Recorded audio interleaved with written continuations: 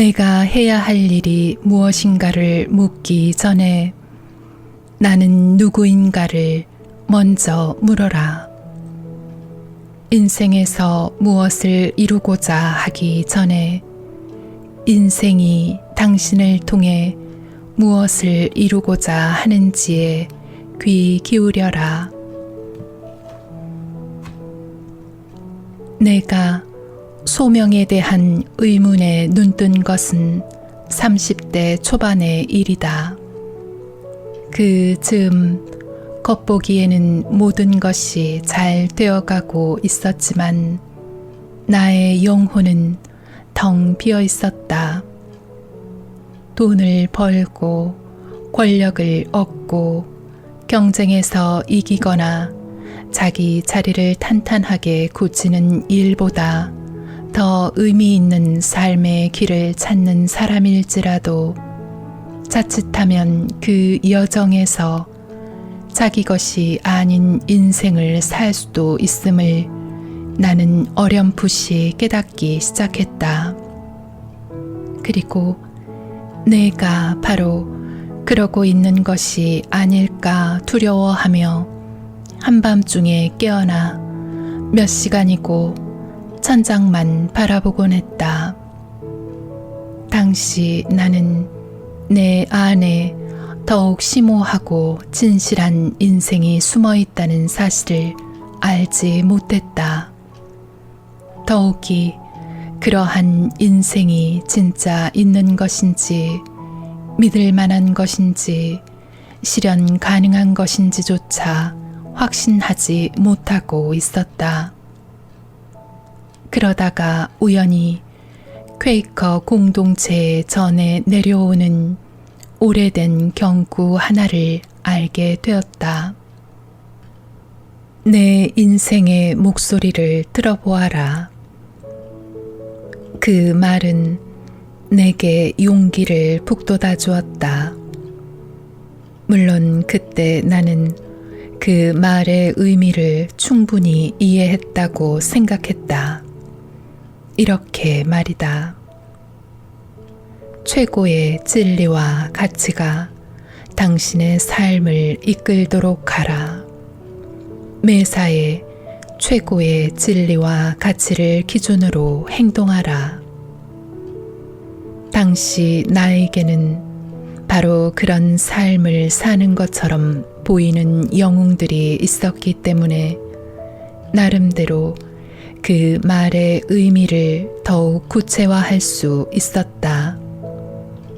나에게 내 인생의 목소리를 들어보아라 라는 말은 바로 마틴 루터 킹 2세, 로자 박스, 마하트마 간디, 도로시 데이처럼 숭고한 목표를 가진 삶을 살아야 한다는 의미로 다가왔다. 나는 내가 찾을 수 있는 최고의 이상을 늘어놓고는 그 이상을 달성하기 위해 앞으로 달려갔다. 그러나 결과는 참담했다. 대부분 어처구니 없는 결말이었고 때로는 우스꽝스럽기까지 했다. 언제나 그 결과는 비현실적이었고 진정한 나 자신을 왜곡하는 것이었다. 원인은 나의 내면에서 밖으로 뻗어나간 삶이 아니라 바깥 세계에서 안으로 밀려 들어온 삶이었기 때문이다. 나는 내 마음에 귀 기울이기보다 영웅들의 인생을 흉내내는 고상한 길을 찾았던 것이다. 30여 년이 지난 오늘 내 인생의 목소리를 들어보아라 라는 말은 사뭇 다른 의미로 다가온다. 그 말 속에 내포된 여러 가지 의미와 나 자신의 단순하지 않은 경험을 그대로 반영하는 다음과 같은 의미로 당신이 인생에서 무엇을 이루고자 하기 전에 인생이 당신을 통해 무엇을 이루고자 하는지에 귀 기울여라. 당신이 어떤 진리와 가치관에 따라 살 것인지를 결정하기 전에 당신이 어떤 진리를 구현하고 어떤 가치를 대표해야 할지 인생이 들려주는 목소리를 들어보아라. 젊은 시절 나는 내 인생의 목소리를 들어보아라 라는 말을 이렇게 받아들였다. 내가 상상할 수 있는 최고의 가치를 만들어내어 그것이 내 것이든 아니든 우격 다짐으로 나의 인생에 꽤 맞추어야 하는 것으로 말이다. 혹시 이 책을 읽는 당신도 가치란 원래 그렇게 받아들이는 것이라고 생각하는가? 만약 그렇게 생각한다면 그건 우리가 그동안 그렇게 배워왔기 때문이다.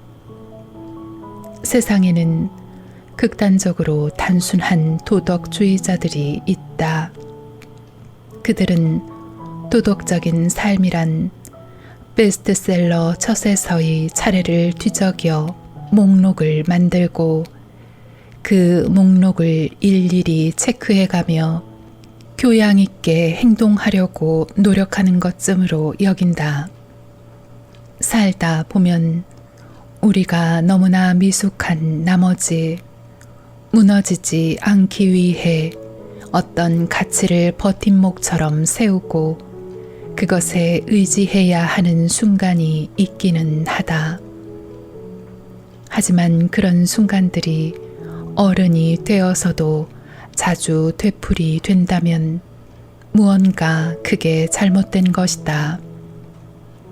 남의 인생을 살려고 하거나 추상적인 규범에 의존해서 살려고 하는 사람은 10중 8구 실패하게 마련이다. 나아가 아주 치명적인 손해를 입게 될 수도 있다. 나는 한때 소명을 자기 인생이 원하든 원치 않든 따라야만 하는 단호한 의지의 행동이자 인생의 방향을 선택하는 엄숙한 결정이라고 생각했다. 만약 우리가 어떤 죄의식과 강박증에 사로잡혀 진리와 선의 길을 따른다면 소명에 대한 그런 접근법이 옳을지도 모른다. 하지만 내가 믿고 있는 것처럼 진정한 우리의 자아가 추구하는 것이 완전함이라면 마음에도 없는 소명을 추구하는 것은 자신에 대한 폭력이다.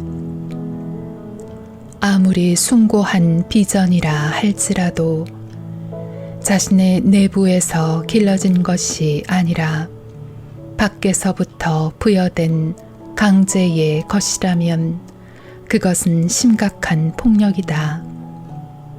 우리 안에 참 자아는 침범을 당하면 우리에게 저항할 것이다. 진실을 인정할 때까지 때로는 비싼 대가를 치르게 하면서 우리 인생을 방해할 것이다. 소명은 의지에서 나오는 것이 아니다. 그것은 듣는 데서 출발한다. 우리는 인생의 목소리에 귀 기울여 그 참 모습을 이해하려고 노력해야 한다. 그 참 모습이 내가 원하는 인생의 모습과는 상당한 거리가 있다고 해도 말이다.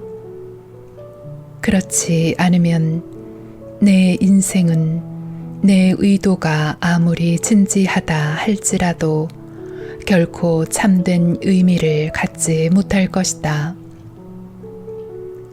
소명의 참된 의미는 vocation이라는 단어 안에 숨겨져 있다. 소명이라는 단어의 어원은 라틴어로 목소리이다. 소명은 내가 추구해야 할 목표를 의미하지 않는다. 소명은 내가 들어야 할 내면의 부름의 소리이다. 내가 살아가면서 이루고 싶은 일이 무엇인지를 말하기에 앞서 내가 어떤 존재인지를 말해주는 내 인생의 목소리에 귀 기울여야만 한다. 나만의 고유한 정체성을 일러주는 진리와 가치에 귀 기울여야만 한다. 마지못해 따르는 삶의 기준이 아니라 진정한 내 인생을 살기 위해 따르지 않을 수 없는 그런 기준 말이다. 이러한 소명의 의미 이면에는 때로는 소명이 에고의 영역을 침범하기 때문에 에고가 소명의 목소리를 듣지 않으려 한다는 진실이 숨어 있다. 사람은 누구나 일상에서 의식하는 나와는 다른 인생을 가지고 있다. 타고난 그릇으로서의 나로 살아가고자 하는 인생 말이다. 대대로 전해오는 모든 지혜의 말씀이 가르치는 바가 바로 이것이다. 나의 에고가 보호 마스크와 이기적으로 꾸며낸 이야기로서 나를 정의하려는 방식과 나의 참 자아의 실체 사이에는 바다를 사이에 둔 것만큼이나 큰 차이가 있다. 인생의 표면적인 경험 아래에 더 깊고 진실한 인생이 존재한다는 것을 깨닫기까지는 시간이 필요하며 고생도 해봐야 한다. 이것만으로도 내 인생의 목소리에 귀 기울여라 라는 충고에 따라 살기는 쉽지가 않다. 더욱이 우리의 학교 교육은 첫날부터 자기 자신은 쏙 빼놓고 그 밖의 모든 것과 다른 사람의 말에 귀를 쫑긋 세우도록 만든다. 그리고는 나를 둘러싼 사람들과 외부의 힘을 가리키며 삶의 길잡이로 삼으라고 하지 않는가? 나는 가끔 명상 워크숍을 이끌기도 하는데 때로는 참가자들이 그 기간 동안 작성한 노트를 보여주곤 한다. 그 내용을 보면 거의 한결같다.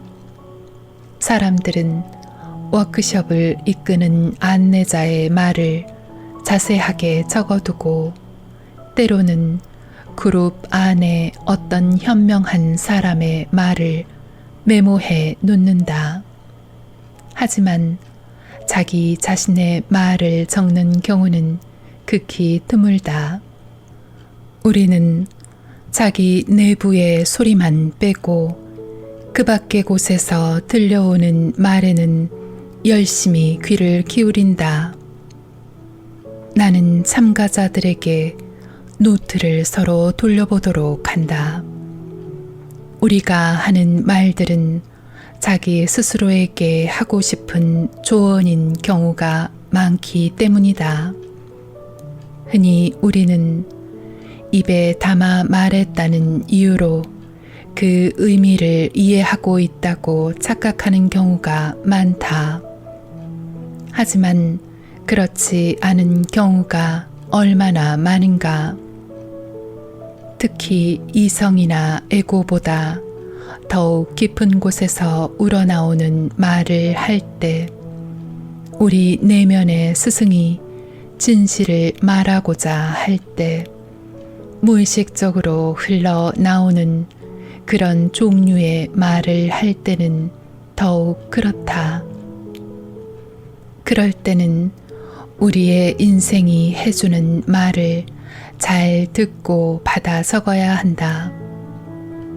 자기 자신의 진실을 잊지 않고 그것을 들은 적이 있음을 부정하지 않기 위해서라도.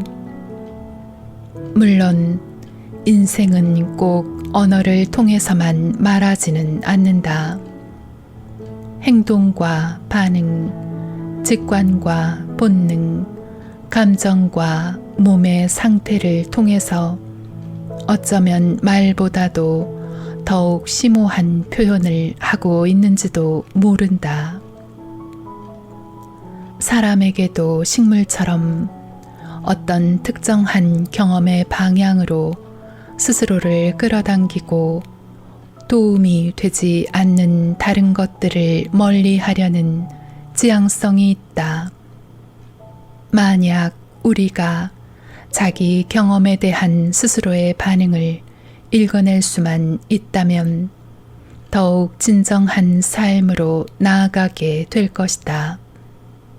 하지만 인생으로 하여금 내가 듣고 싶어 하는 말, 남들에게 기꺼이 해주고 싶은 말을 하게 해야 한다면 또한 내가 듣기 싫은 말, 남들에게 결코 하고 싶지 않은 말도 하게 해야만 한다.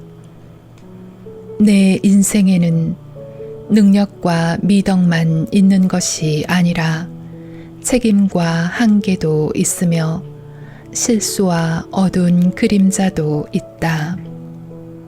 완전함을 추구하는 데서 종종 무시하게 된 것이 있다. 자신 있고 자랑스러운 면뿐만 아니라 싫어하는 것 또는 스스로 부끄럽게 여기는 것까지 포용해야만 한다는 점이다. 나는 때로 그런 실수 때문에 고통받기도 했지만 그것 때문에 낙심하지는 않는다. 우리 인생은 간디의 자서전 부제를 빌어 말하자면 진실의 실험이다.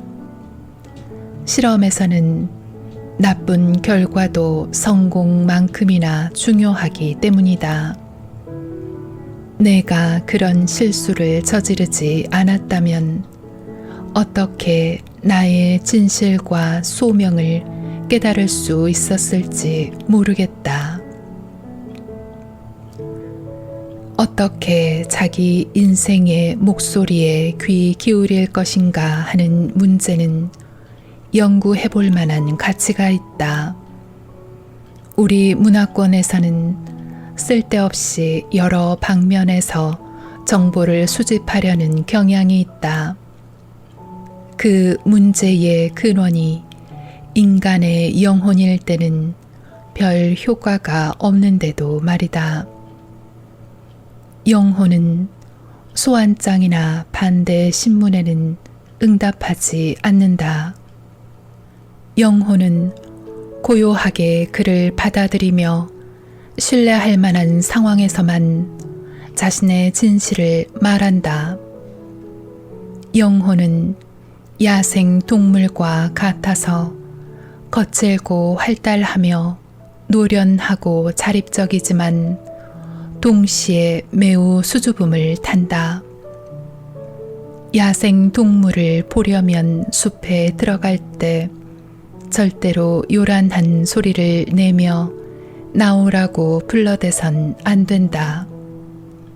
오히려 살금살금 걸어 들어가서 한두 시간 정도 나무 밑에 앉아 조용히 기다려야 한다. 그때 우리가 기다리던 동물이 모습을 나타내고 그토록 보고 싶어 하던 야생의 모습을 만날 수 있게 된다. 내가 하는 말이 침묵 속에서 나의 영혼으로부터 들은 그 말 그대로이기를 소망한다. 그리고 이 책을 읽는 독자들이 우리 주변을 둘러싸고 있는 침묵의 소리를 들을 수 있기를 소망한다. 우리 인생의 의미를 헤아리도록 도와주는 것은 언제나 침묵이다.